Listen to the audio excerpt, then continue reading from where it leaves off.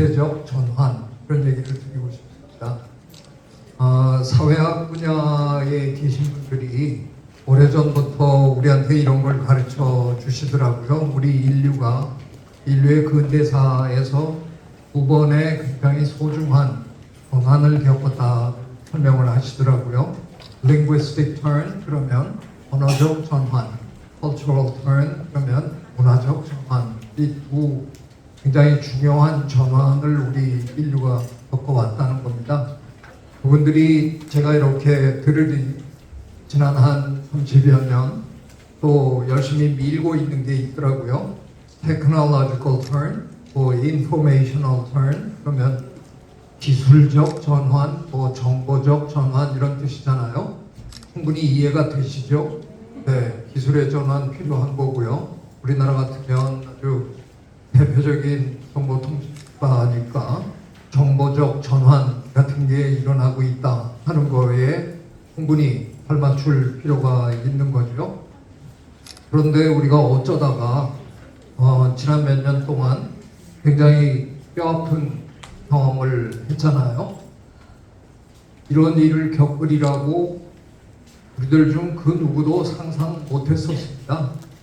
그런데 갑자기 어느 날 저 눈에 보이지도 않는 그 바이러스라는 놈들한테 만물의 영장이다 하고 거들먹거리던 우리가 정말 자존심 상할 정도로 처참하게 당했습니다.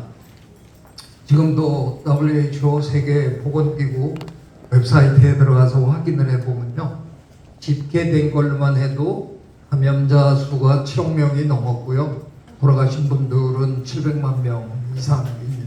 근데 이거는 보나마나 여러분이 짐작하셔도 이 수치는 분명히 과소 집계되어 있는 거잖아요. 우리는 전 세계에서 가장 방역을 잘한 나라 중에 하나로 꼽히는 곳인데요. 다 경험들 하셨잖아요. 조금만 코가 맹맹하거나 머리가 좀 아프거나 열나면 우리는 곳곳에 동네마다 선별진료소가 다 있어서 가서 줄 조금 서고 검진 받으면 24시간 이내로 그 다음날 아침이면 띵동 하고 날아왔잖아요. 근데 세계 정말 많은 곳에서는요 그게 불가능했습니다. 그러니까 많은 사람들은 자기가 감염됐는지도 모르고 병원에도 못 가보고 그리고 죽어나갔다는 겁니다. 그 사람들 여기 전부 집계가 안 된 겁니다. 그래서 영국의 그 유명한 경제 전문지 이코노미스트는 그런 분들까지 다 합치면 실제로 사망하신 분의 숫자는 700만 명이 아니라 어쩌면 2천만 명에 이를지도 모른다 하는 주장을 합니다. 2천만 명이면요 우리나라 인구가 5천만이잖아요. 두세 분 중에 한 분 돌아가셨다는 얘기입니다. 참 어마어마한 일이죠. 중학교 생물 교과서에 따르면 쟨 생물이 아닙니다. 바이러스는 자기가 자기 스스로 복제를 할 수 있는 능력을 갖고 있지 못하기 때문에 우리는 바이러스를 생물로 치지 않습니다. 제가 하는 일이라는 건 다른 세포로 삐집고 들어가서 그 세포의 유전체, 지놈이라 그러죠. 그 유전체에 이렇게 파고 들어가서 앉아가지고 그 유전체가 복제할 때 자기도 은근슬쩍 복제 당하는 그런 그냥 기생체예요. 그런 존재밖에 안 되는 진짜 별 볼 일 없고 하찮은 저런 것들한테 우리가 이렇게 처참하게 당했다는 겁니다. 왜 이런 일이 벌어졌을까 하는 것을 두고 우리가 지금 여러 가지 분석을 하고 있습니다.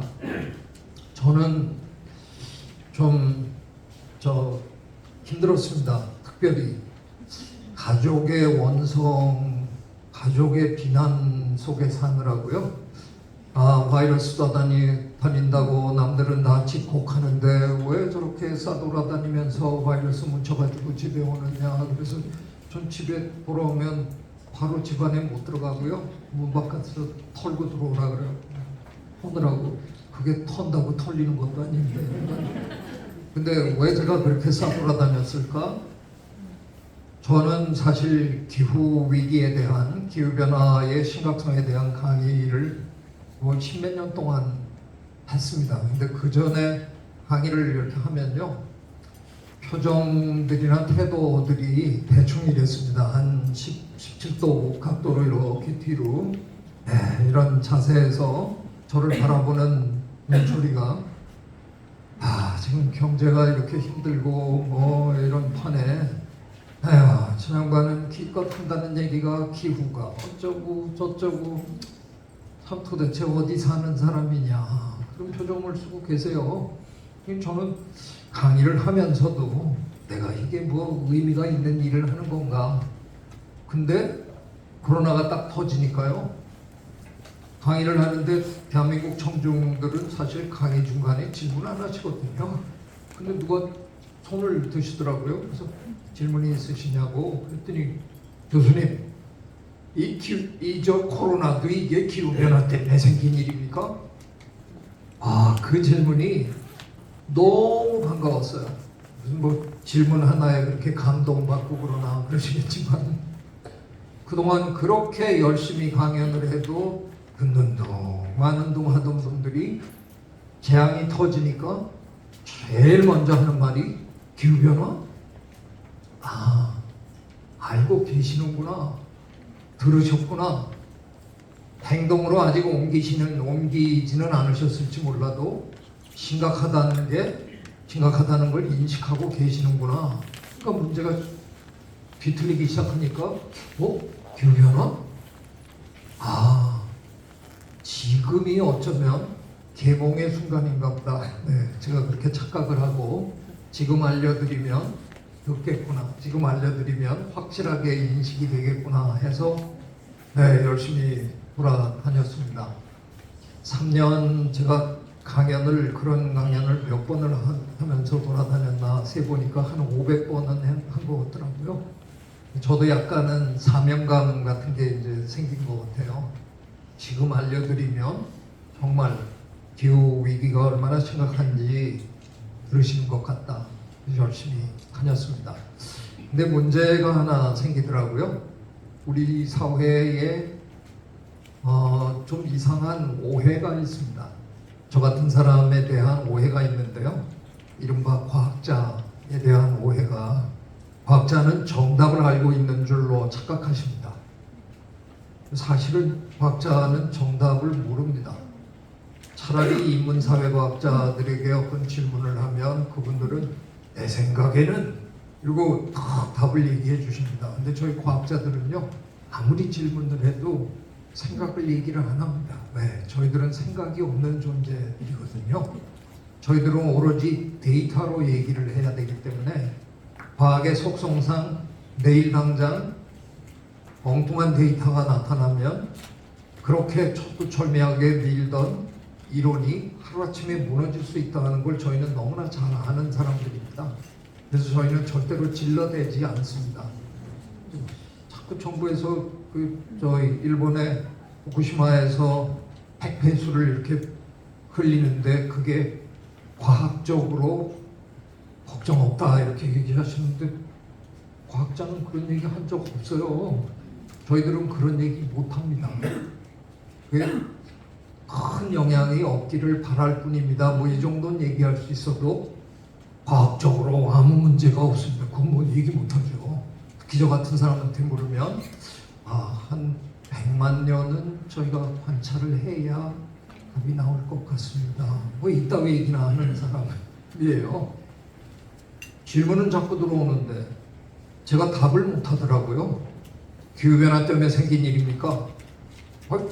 마음 같아서는 네, 기후변화입니다. 그러니까 좀 조심하시라고요. 이러고 싶은데, 자연계에서 벌어지는 일들이 인과관계를 밝힌다는 게 얼마나 힘든 일이겠습니까?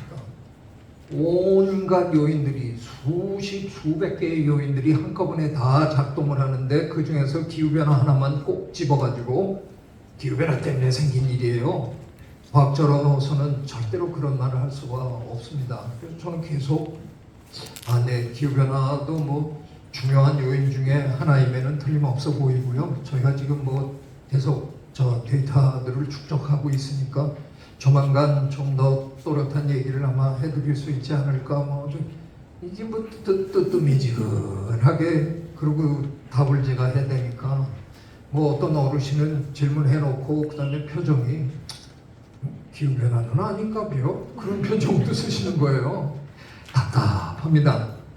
그래서 어떻게 할까 고민을 하다가 사회과학자들이 종종 사용하는 방법론을 하나 채택하기로 했습니다. 시나리오 빌딩이라는 방법론이 있거든요. 시나리오를 만들어서 지금의 이런 상태가 계속 진행된다면, 계속 유지된다면 이런 일이 벌어질 가능성이 있습니다 라고 얘기하는 방법입니다. 자연과학에서는 잘 안 쓰는 방법론이기는 하죠. 왜냐하면 사실은 책임이 좀 없는 발언이기 때문에 그런 거죠. 시나리오라는 건 어디까지나 그럴듯한 걸 얘기하는 거지 꼭 그래야 된다 하는 걸 얘기하는 건 아니잖아요. 네, 뭐 여러분 드라마 보시면서 얼마나 재밌어요. 근데 가끔 가다가 드라마가 거의 마지막 회 치달을 때 주인공이 죽는 경우가 있잖아요. 그러면 우리 또 시청자들이 빗발치게 항의들을 하세요. 그럼 맨 마지막 회에 작가 선생님이, 그 드라마 작가 선생님이 뭘 또 살짝 고쳐가지고 주인공처럼 보이는 사람이 뭐 어디 살짝 보이는 듯 말 듯 어디로 사라지는 장면으로 이제 끝나요. 근데 얼마 있다 보면 후속이 만들어졌는데 그 죽은 주인공이 예수님처럼 부활해가지고 또 속편에서 열몇 편 또 나타나잖아요.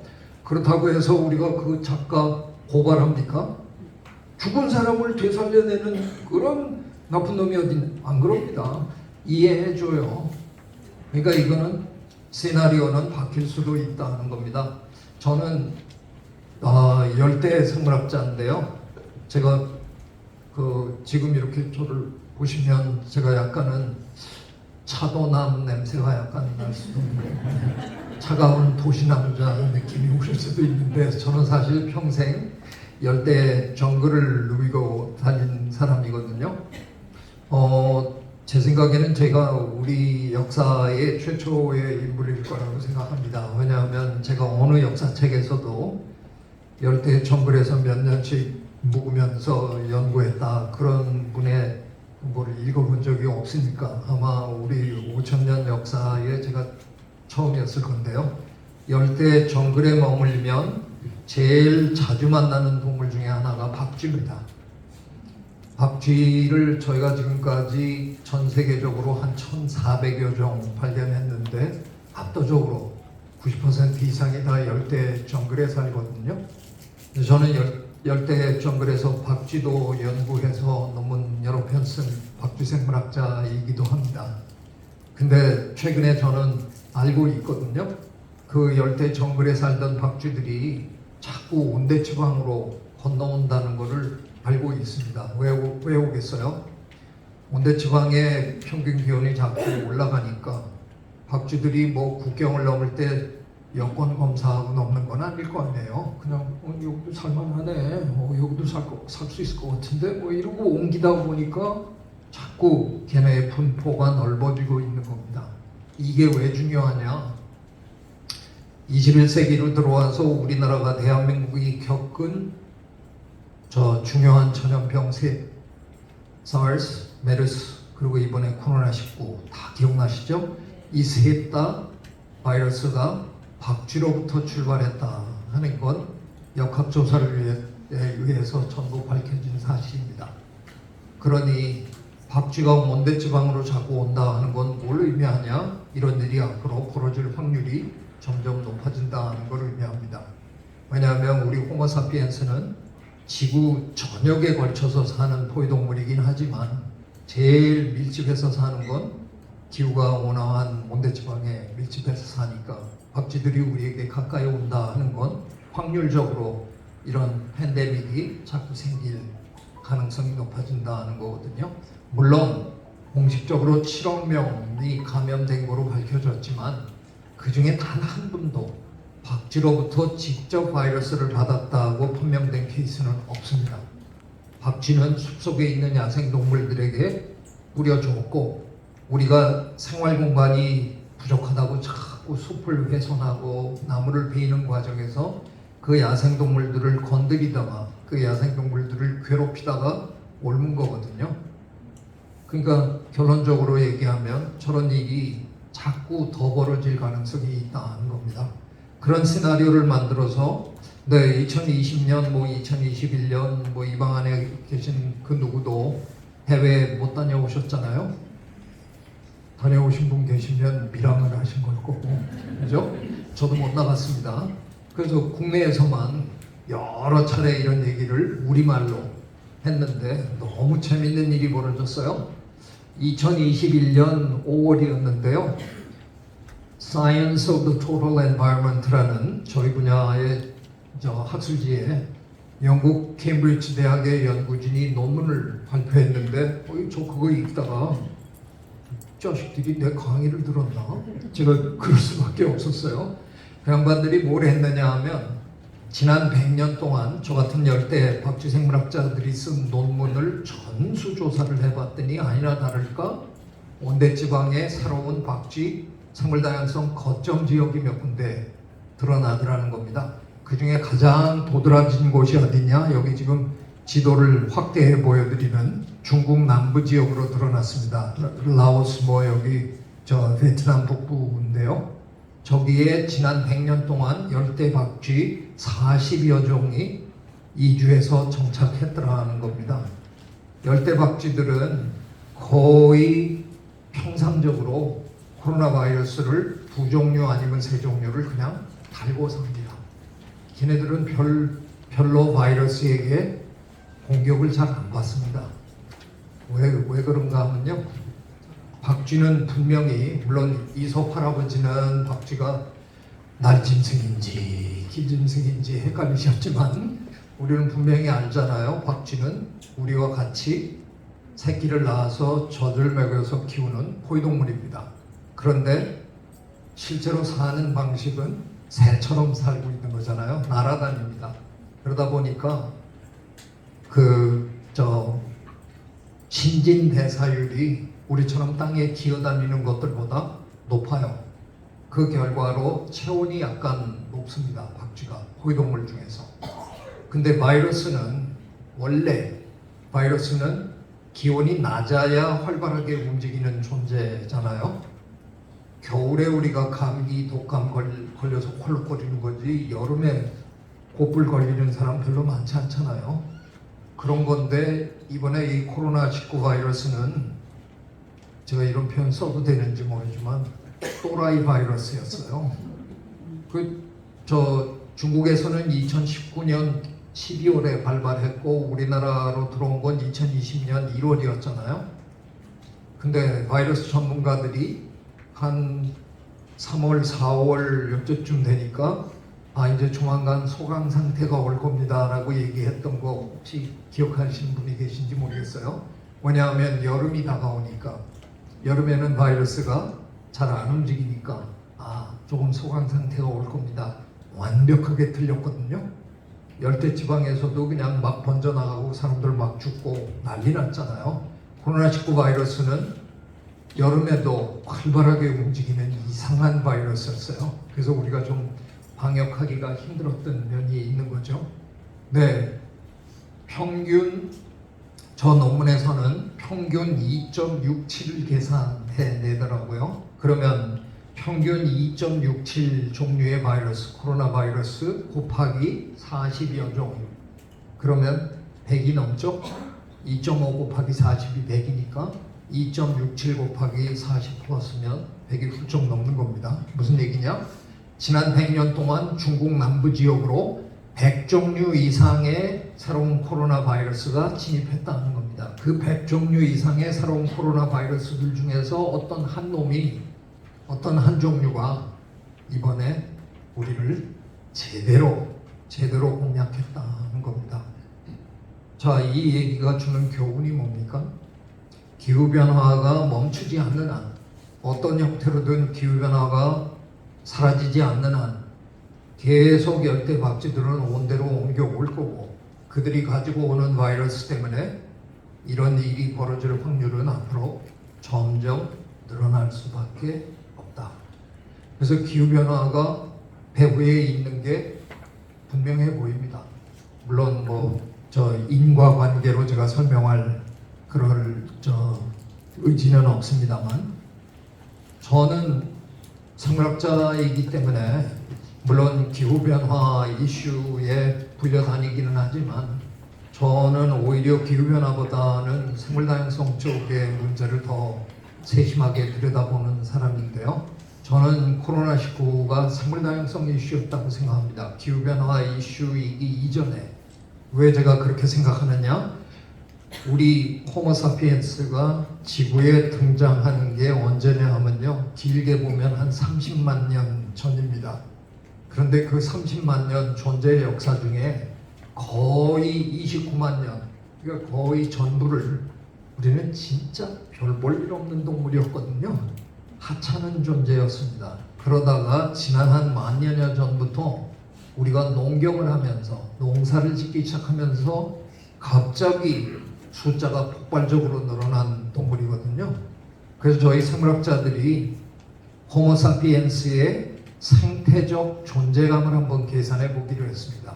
농경을 하기 전에 우리의 존재감이 어땠을까와 지금의 존재감을 한번 비교해 보기로 했습니다. 농경을 하기 전, 그러니까 지금으로부터 한 10,000년 내지 한 13,000년 전에 지구에 호모사피엔스가 몇 마리가 죄송합니다. 제가 동물학자라서요. 그냥 전 마리수로 주로 셉니다.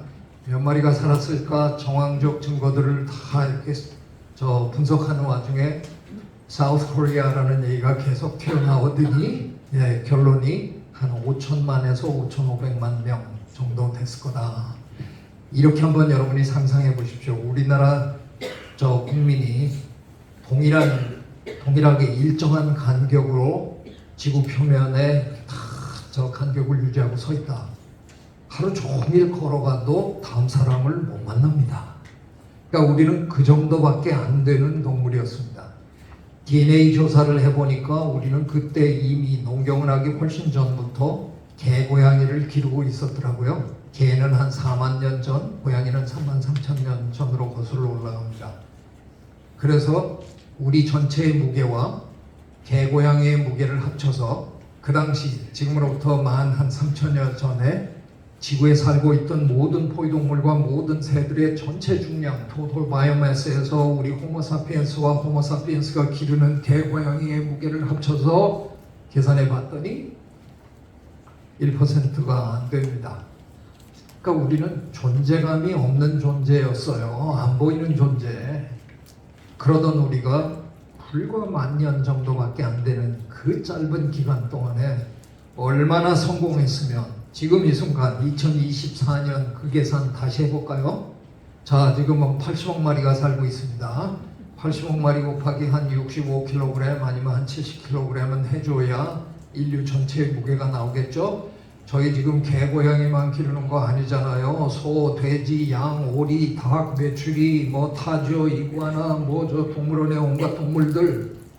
그래서 지금 이 순간 2024년 현재 인류와 호모사피엔스와 호모사피엔스가 기르는 모든 동물들의 무게를 합쳐서 지금 이 순간 지구 생태계에 살고 있는 모든 포유동물과 모든 새들의 전체 중량에서 우리와 우리가 기르고 있는 동물이 차지하는 비율을 계산해 보면 96 내지 99%입니다. 지구 생명의 역사에 이런 반전은 일찍이 없었습니다. 지구 생명의 역사가 38억 년이거든요.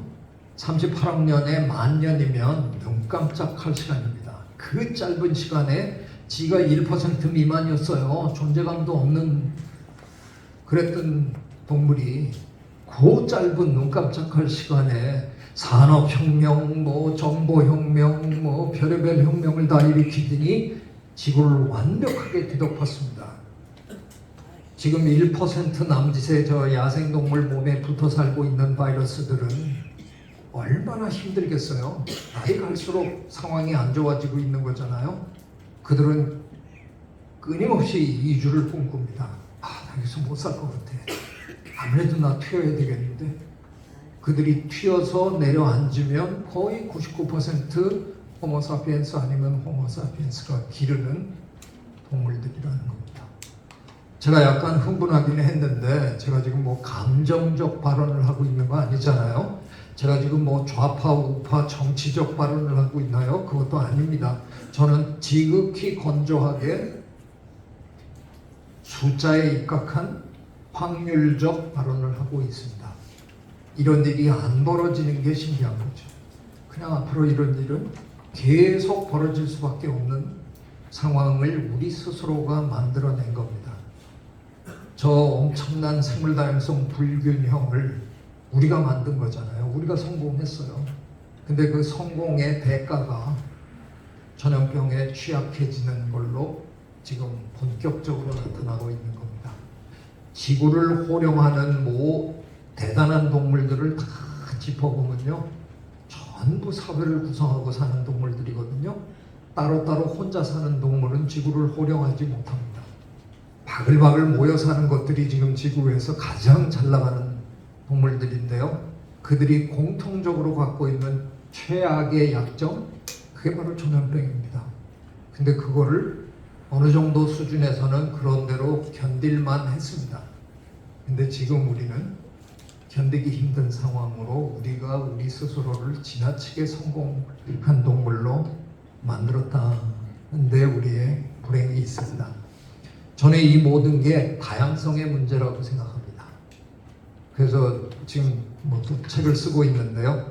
그냥 다양성이라는 제목으로 한번 쓰고 있는데, 쓰게 되는 동기는 저 같은 생물학자들한테는 다양성이 너무나 당연한 연구 주제입니다. 자연계로 한 발짝만 나가면 거기는 다양한 동식물들이 사니까 저희들은 그냥 그게 연구 대상일 수밖에 없잖아요. 생물학자니까. 근데 이 호모사피엔스의 사회에서 과연 다양성이 어떤 존재일까 궁금해지기 시작했습니다. 말씀들을 많이 하세요. 언제부턴가 들으면, 특히 정치 하시는 분들이 그런 얘기를 잘 하십니다. 다양한 목소리가 필요합니다. 다양한 사회가 건전한 사회입니다. 이런 얘기를 굉장히 많이 하세요. 그래서 제가 여쭙기 시작했습니다. 다양한 사회가 왜 좋을까요? 다양성이 왜 좋은 걸까요? 제가 몇 년 동안 이 질문을 수백 명에게 해봤는데요. 단 한 분도 저한테 마음에 드는 답을 해주시는 분이 없으십니다. 제가 그렇게 여쭈면 대개들 이러십니다. 그러니까 다양하면 좋잖아요. 그래서 제가 그러니까 왜 좋으냐고요. 그러니까 다양해야죠. 왜 다양해야 하냐고요. 답을 못 하십니다. 정말 한 분도 저한테 속이 확 뚫리는 답을 해주시는 분이 없습니다. 왜 그럴까? 그래서 제가 이제 공부를 시작했습니다. 우선 자연계에서는 왜 다양성이 중요한가 한번 설명드리겠습니다. 그러자면 금년이 프란츠 카프카 서거 100주년이거든요. 그래서 특집도 하고 그러는데, 카프카의 제일 유명한 소설은 변신이잖아요. 예전에 학창 시절에 읽어보셨을 텐데, 자다가 깨어났더니 갑충이 되어 있더라 이렇게 시작하는 소설이잖아요. 네, 이 갑충이가 애벌레가 된다는 겁니다. 저 애벌레가 지금 이 이파리를 굉장히 맛있게 먹고 있습니다. 다 먹어치우고 나면 쟤는 이제 고민에 빠질 수밖에 없습니다. 왜? 자연계는 워낙 다양한 곳이라서요, 똑같은 식물이 바로 옆에서 자란다는 보장이 없습니다. 자기가 먹던 식물 다 먹어치우고 난 다음엔 옆에 있는 식물을 먹어야 됩니다. 근데 못 먹겠다. 그러면 이제 결심을 해야 되는 거잖아요. 내 주제에 찬밥도 가릴 거냐, 이거라도 그냥 먹고 살자. 그러면 편한데, 제가 고집이 있어가지고 난 이거 못 먹겠어. 이 식물을 기어코 찾아서 먹어야지. 자연계는 진화의 역사를 통해서 곤충과 식물이 굉장히 촘촘한 관계를 맺고 있거든요. 어떤 식물을 먹는 곤충이 다 따로 있잖아요. 그러니까 결과적으로는 쟤는 그 식물을 찾아서 길을 떠나야 합니다. 한 5m쯤 떨어져서도 한 그루가 있다고 칩시다. 우리한테야 뭐 5m 7, 8발자국이면 가지만 저 작은 곤충에게는 그야말로 구만리 같은 길이잖아요. 그걸 또 제가 뭐 시력이 좋아서 저기 있네 그리고 직진하는 게 아니잖아요. 쟤는 그냥 옆에 있는 식물 냄새 맡아보고 시식해보고 마음에 안 들면 토하고 뭐 이러면서 가야 됩니다. 시간이 걸리죠. 그 시간 동안 제가 다 먹어치운 저 식물은 또 작은 이파리를 내면서 생장합니다. 자연계는 다양성을 담보해 줄 수 있습니다. 그런데 우리가 농사 짓는 방법은 어때요? 제가 예전에 코스타리카 정글에 돌아다닐 때 찍은 사진인데요. 바나나 플란테이션, 바나나 농장에 들려서 찍은 사진인데 저게 바나나인지 모르면 저게 바나나 공장이지 저게 농장 같아요. 바나나 만들어서 막 걸어놓는 것 같은데 뒷산에 올라가서 이렇게 보면 이렇게 바나나가 눈이 모자라게 심어져 있습니다. 분명한 사실은 여기에 바나나 농장을 시작하기 전에는 저 땅에 굉장히 다양한 식물들이 막 뒤엉켜서 살고 있었을 거 아니에요. 우리가 농사 짓는 방법은 어떻습니까? 그리로 쳐들어가서 저기에 있는 식물 다양성을 완벽하게 제거하고 0으로 만들고 그 다음에 우리가 원하는 식물 하나로 심는 거죠. 저 식물을 좋아하는 곤충은 천국이 따로 없어요. 입소문 타고 전국에서 몰려옵니다. 어제까지는 예쁜 곤충이라 그러더니 내가 심은 작물을 먹어 니까지 게 해충 그리고 우리는 뿌려댑니다. 네, 이 악순환을 우리가 지난 수백 년 동안 반복했습니다. 그러다 보니 여러분이 저 읽으셨을 책 세계적인 베스트셀러 중에 하나인 총균쇠라는 책에서 제럴 다이먼드 교수님, UCLA 교수님은 농업은 인류가 저지른 최악의 실수다라고 지적하시더라고요. 우리는 포천 같은 이런 농촌을 굉장히 목가적인 그런 느낌으로 아름답다 이러고 바라보지만 사실상 엄밀하게 얘기하면 인류의 역사에서 생물 다양성을 가장 처참하게 파괴시킨 게 농업입니다. 그래서 정말 킬링 필드를 여러분이 지금 보고 계시고 걷고 계시는 겁니다. 저 식물만 우리가 이렇게 없앴습니까? 동물은 또 어떨까요? 네, 우리 알 잘 낳는 닭, 육질 좋은 오리, 돼지 기르겠다고 수십만 세대를 우리가 원하는 형질을 가진 것들끼리만 인위 선택을 했습니다. 자연계에서 벌어지는 자연 선택 과정을 우리가 인위적으로 해서 우리가 원하는 것끼리만 시켰습니다. 그러니까 양계장에 양돈장에 있는 동물들 이렇게 얼굴 한번 이렇게 비교해 보세요. 진짜 똑같이 생겼거든요. 왜? 황우석 교수 도움 필요 없어요. 쟤네들 거의 복제동물입니다. 우리가 원하는 형질 가진 개체들끼리만 이렇게 계속 번식을 시켰기 때문에 지금 우리가 기르는 쟤네들은 거의 유전자 다양성이 사라진 그런 아이들이거든요. 한 마리만 걸리면 옆에 애가 걸릴 확률이 굉장히 높은 겁니다. 유전적으로 비슷하니까. 게다가 우리는 평소에 저들에게 절대로 사회적 거리두기를 허용하지 않았습니다. 2m 떨어뜨려 주지도 않았고요. 마스크도 안 채워줍니다. 그러니 한 놈이 걸리면 바로 옆에 있는 옆에 놈이 금방 걸리는 거죠. 그래서 우리는 종종 시간이 없다는 핑계로 어영부영 하다간 오리장 안에 있는 3만 마리가 다 감염이 되면 감당할 수 없는 상황이 된다는 핑계로 저들을 한 분 한 분, 한 마리 한 마리 정중하게 목숨을 걷어들이는 게 아니라 툭하면 그냥 부동하고 살아있는 아이들을 그냥 등 떠밀어서 파묻어 버립니다. 저는 우리에게 그런 권한 없다고 생각합니다. 누가 우리에게 그런 권한을 부여했나요? 하느님이 주셨나요? 예수님이 주셨나요? 부처님이 그렇게 하라 그랬나요? 저는 가끔 이런 상상도 해봅니다. 대한민국에 보건복지부가 있으면 혹시 저 우주나라에도 보건복지부가 있지 않을까? 네, 그 우주나라에 한 몇 년 전부터 보건복지부에 계속 보고가 올라옵니다. 지구라는 행성에 코로나19 바이러스가 창궐했다 그럽니다. 아이고, 호모사피엔스가 벌써 7억 마리가 감염이 됐대요. 그거 감당 안 되겠는데 살처분합시다. 네, 다음 주에 우리 살처분하러 우주국 보건복지부에서 온답니다. 지네가 무슨 권한으로 우리를 살처분해요? 우리 이렇게 멀쩡히 살고 있는데. 저는 이건 어떤 논리로도 이해할 수 없는 일입니다.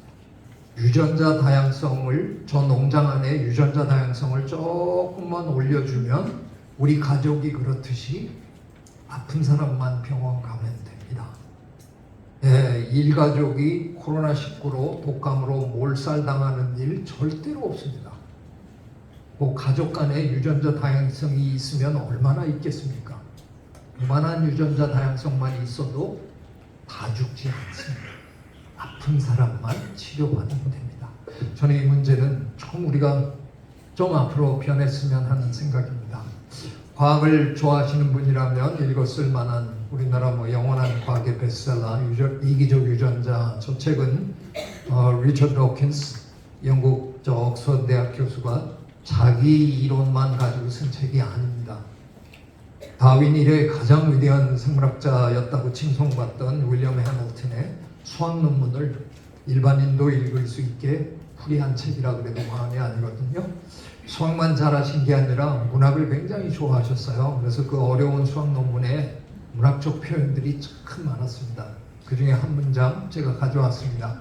Nature abhors pure stands 이렇게 쓰셨는데요.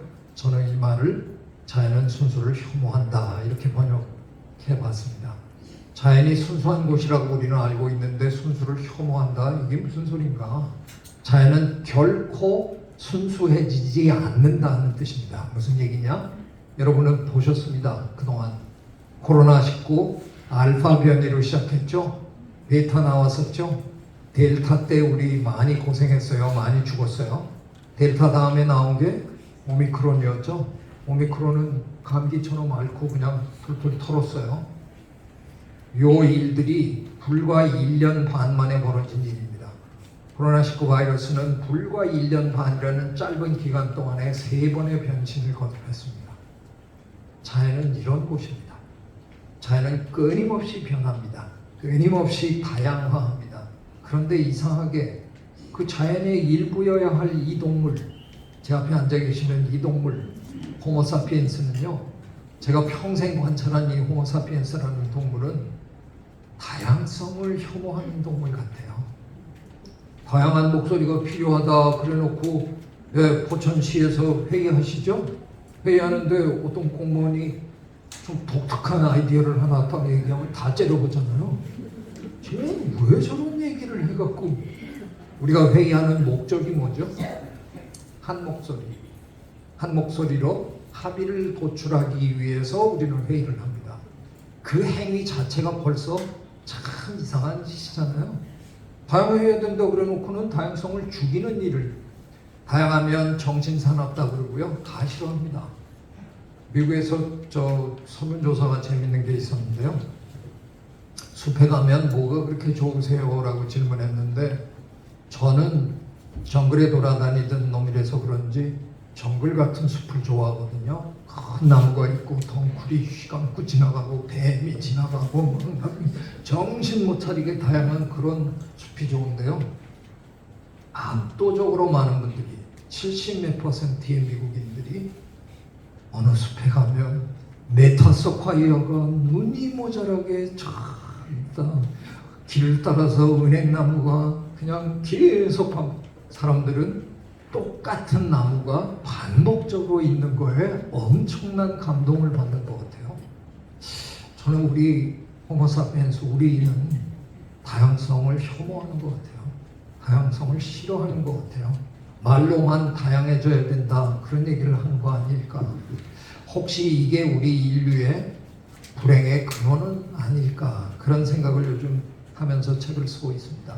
자연은 끊임없이 다양화하려는 그 도도한 물결에 휩싸여 있는데 그 자연의 일부여야 하는, 분명히 우리도 자연의 한 동물이니까 일부여야 하는데 우리는 끊임없이 그 자연의 거대한 다양화 물결을 온몸으로 거부하면서 이러고 가고 있는 거 아닐까 그런 생각 자꾸 해봅니다. 해결책이 뭔지는 저도 잘 모르겠는데요. 정리해 보겠습니다. 그래도 우리 얼마나 운이 좋았었습니까? 700만 명이 죽었는데 운 좋다? 네, 좋은 겁니다. 예전에 우리가 전염병을 알았을 때는 백신을 개발해서 접종하는 데까지 적어도 10년 내지 15년씩 걸렸습니다.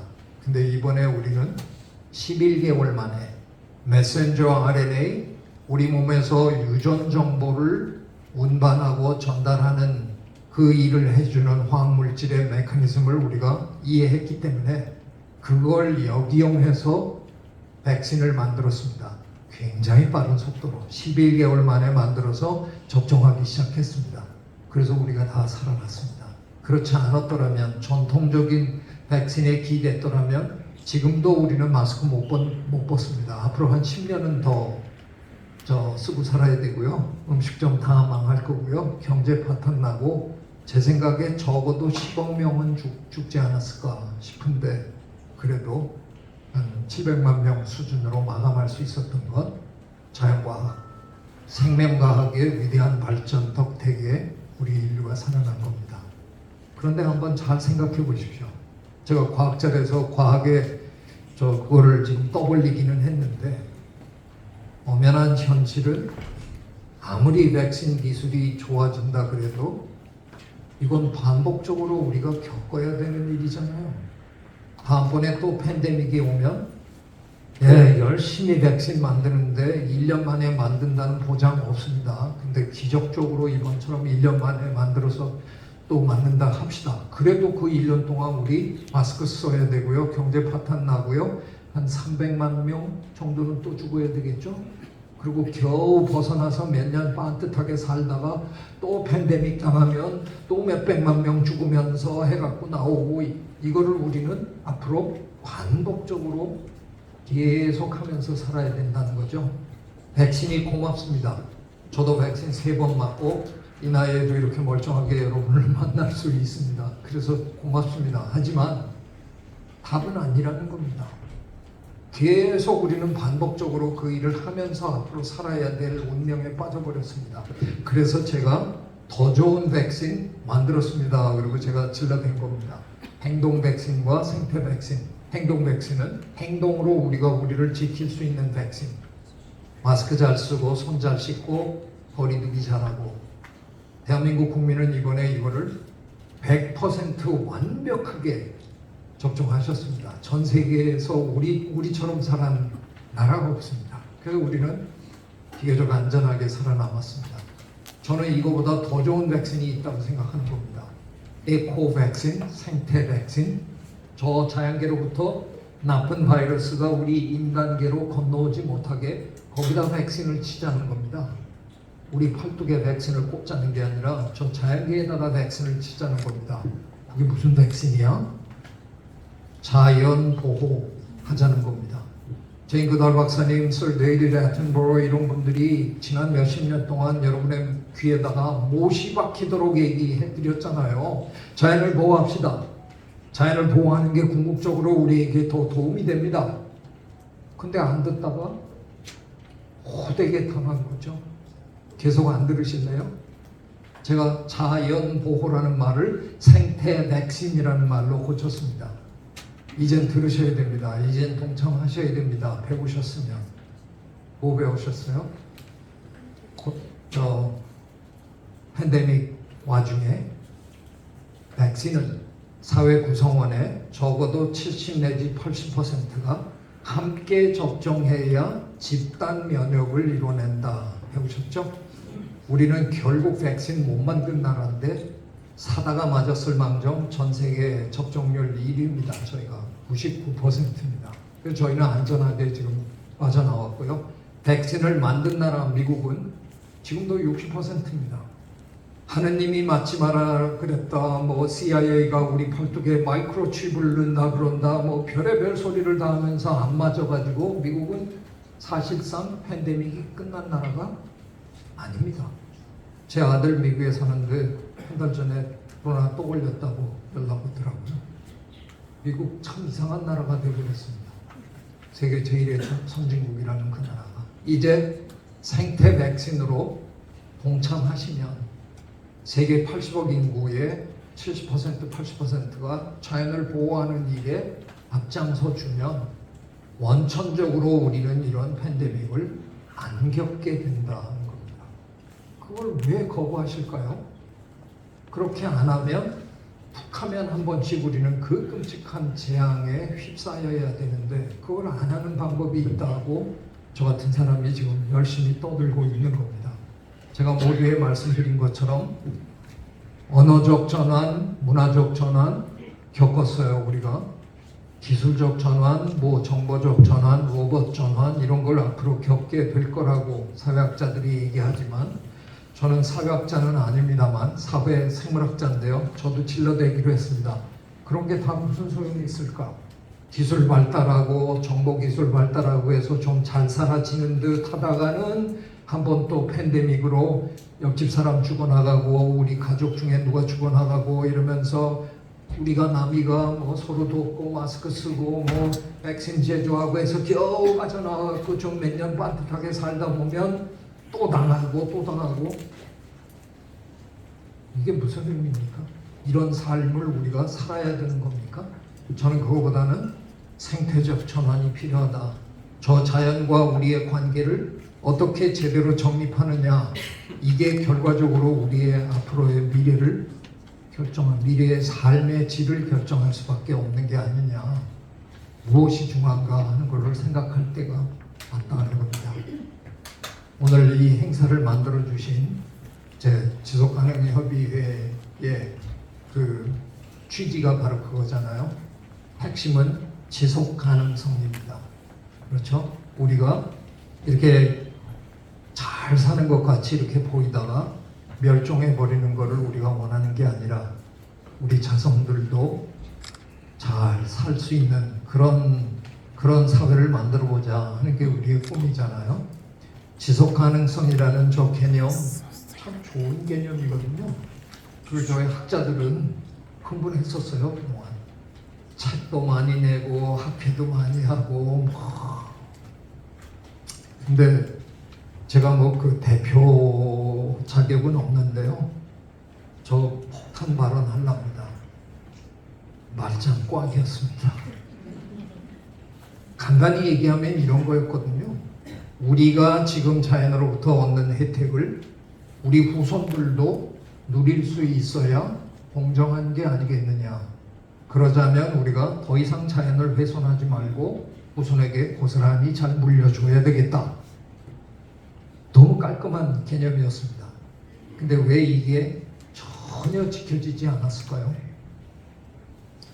제가 좀 늦은 나이에 손녀를 얻었습니다. 좋아 죽겠습니다. 하여간 근데 그 손녀를 지금 이제 2살 돼 가는데요. 그 녀석을 이렇게 안고 이런 생각이 들더라고요. 저 후손이, 저 고사리 같은 손이, 우리가 자연을 잘 보존해서 물려줘야 되는 이 손이 그동안 저는 누구 손인지 몰랐어요. 100년 후에 올지 200년 후에 올지 하여간 후손이라는데 난 얼굴도 못 볼 그 얼어 죽을 후손을 위해서 내가 내 삶을 희생해야 된다? 택도 없는 일이었습니다. 근데 제가 제 손녀를 안고 저 손이 내 손녀의 손이라고 생각해 봤어요. 저 모든 걸 희생할 준비가 돼 있죠. 내 이 끔찍한 손녀가 살아가야 되는 세상이 어떤 세상이 되면 좋겠다. 그렇게 하면서 내가 희생할 수 있느냐? 할 수 있죠. 정말 하죠. 그야말로 냉장고 없이 살아라. 저 냉장고 내일 당장 집어 던질 거예요. 저 이미 차를 거의 운전하지 않습니다. 오늘같이 이렇게 먼 곳을 와야 될 때만 억지로 운전하고요. 걸어 다니고 버스 타고 지하철 타고 그렇게 다닙니다. 저라도 기후변화에 조금이라도 덜 기여하고 싶어서 이렇게 삽니다. 뭐 그 정도 했는데 그거 배 이상 해라 합니다. 좀. 왜? 나는 이제 물려줄 대상이 생겼으니까. 제 생각에 지속가능성 개념에 그동안 우리가 빠뜨렸던 게 구체성이었던 것 같아요. 구체적으로 어떻게 해야 된다 하는 게 부족했었습니다. 그래서 그냥 막연하게 부선을 위해서 우리가 어떻게 해야 됩니다. 아무도 안 했어요. 그래서 자연은 끊임없이 망가지고 있었습니다. 저는 포천시에 그걸 요구하고 한번 제안드립니다. 보다 구체적으로 정말 내 자식들이 살아갈, 내 손주들이 살아갈 포천은 어떤 모습이어야 할까? 그거를 생각하기 시작하면 굉장히 많은 일들이 이렇게 풀려나가지 않을까 그런 생각합니다. 그런 의미에서 박경민 선생님 얘기를 드리며 제 강연 마치도록 하겠습니다. 2002년이었는데요. 세계 생태학 대회라는 걸 한국 생태학회가 유치를 했습니다. 참 언강생심 지약가림도 못하는 학회가 저 어마어마한 올림픽 같은 저희 분야에서는 저게 올림픽이거든요. 4년마다 한 번씩 열리는 수천 명을 모여가지고 코엑스에서 하는데 제 임무가 세계적인 석학들을 모시는 게 제 임무였어요. 너무 힘들었는데 하여간 어쨌든 그래도 모셔서 월, 화, 수, 목, 금 하루에 한 분씩 세계적인 석학들이 이제 강연을 하는 겁니다. 우리는 아직도 이런 저 학문의 세계에서 지나칠 정도로 뭐라 그럴까요? 외국을 숭배하는 그런 게 있거든요. 무조건 외국 학자가 오셔서 말씀하시고 우리는 통역기 꽂고 뭐 이렇게 들어야 돼요. 저거 2002년이면 오래된 옛날인데 그때도 제가 워낙 타고난 반골이라서요. 제가 왜 꼭 외국분만 해야 되냐. 수요일 날이 제일 중요한 날인데 월화수목 수요일 날 제가 박경리 선생님을 기조강연자로 모시겠다고 했는데 선배 교수님들이 무례하게 그럴 수 있느냐고 외국분들 모셔놓고 그럼 신분전 안 할래요? 그랬더니 아유 저는 승질머리 하라 그래서 제가 했는데 네 코엑스 큰 대강당에 몇천 명 들어가잖아요. 그날 2번 기립박수 받았습니다. 박경리 선생님 저쪽에서 우리말로 강연하시고 저는 여기서 순차 통역을 했는데 그 중에 한 번이 이거였습니다. 박경리 선생님이 그러니까 말하자면 원금은 되도록 건드리지 말고 이자만 가지고 살아봐. 근데 그때 세계적인 생태학자들이 그냥 전부 박차고 일어나서 그냥 한참을 박수를 쳤어요. 자, 2002년이면 지금으로부터 22년 전입니다. 그죠? 저 옛날에 우리는 아직 지속가능성이라는 개념 모르던 시절입니다. 생태학자들이 지속가능한 뭐 이런 걸 약간씩 머리에 떠올리던 시절이었습니다. 그러던 시절인데 한국의 소설가 할머니 소설가가 핵심을 찔러버린 거잖아요. 원금은 건드리지 말고 지금 환경은 더 이상 훼손시키지 말고 거기서 나오는 그것만 가지고 우리 세대는 살도록 노력해보자. 그래야 다음 세대도 그 원금에서 나오는 이자를 가지고 살지 않겠느냐. 얼마나 기가 막히게 깔끔한 얘기입니까? 저는 그날 이후로 코엑스 걸어다니기가 힘들었습니다. 외국제 동료들이 아니 어떻게 소설가가 아니 어떻게 저런 해안이 소설가의 머릿속에서 나올 수 있는 거예요? 저 무슨 대답했을까요? 지금 노벨 문학상 후보셔? 조만간 이제 받을 테니까 기다려봐. 그 얼어 죽을 노벨 위원회 돌아가시기 전에 드렸어야지. 토지를 읽어보신 분, 이 방 안에 계시는 분이라면 뭐 제가 무슨 얘기하는지 공감하시죠? 정말 저런 위대한 작품을 쓰실 수 있었던 그 어르신은 이런 생각을 하셨던 분입니다. 상당히 구체적인, 원금은 건드리지 말고 이자만 가지고 살아보자. 그게 우리 시대, 우리 세대가 할 일이다. 그 말씀 호천시에 드리며 제 강연을 마치고자 합니다. 감사합니다.